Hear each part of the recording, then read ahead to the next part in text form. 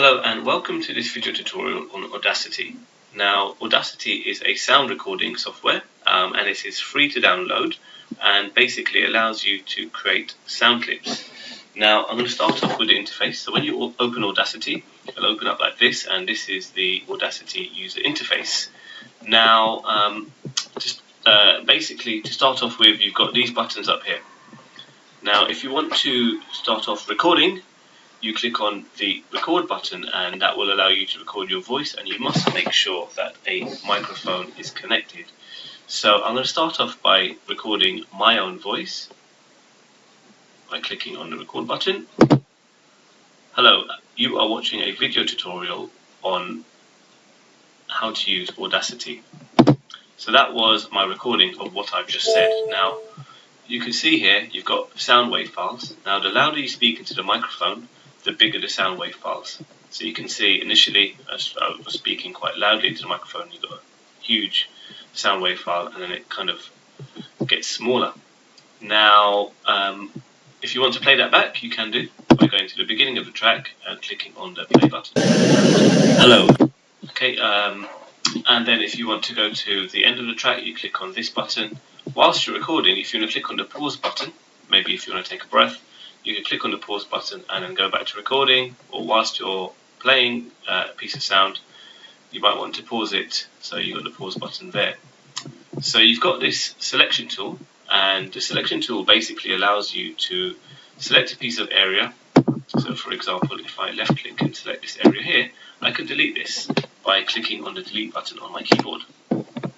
You could also use the selection tool and move parts of the sound into a different audio track. Now to do this, what you want to do is you can either copy or cut it, depending on what you want to do. If you want to keep the existing version, but if you want to cut it, so you just click on cut, and you notice that piece of sound recording is gone. Now if I click on paste, and click off the actual audio track itself and then click on paste, you'll see that it'll open up into a new audio track. Now what you could do is you could move this wherever you want. So for example, if you click on this time shift tool, and you can move that audio track to where you want, so you can move it left or right.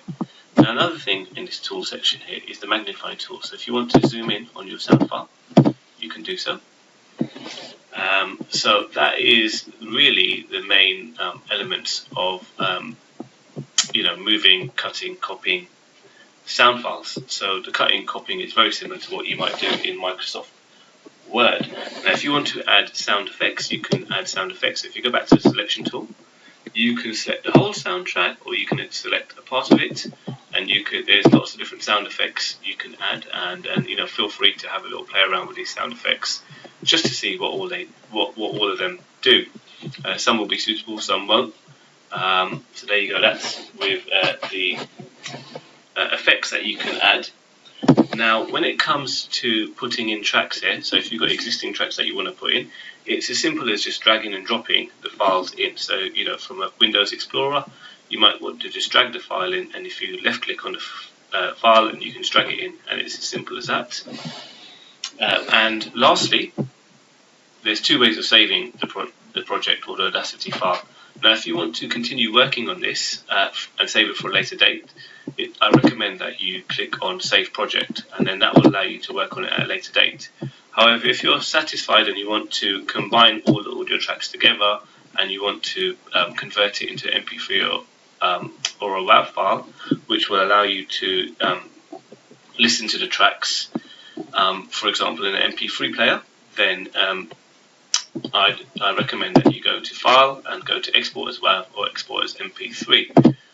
One last thing before I go is, for example, you can change the volume of the track, or you could also change what speaker you want the sound to come out of. So, for example, you've got the right and the left.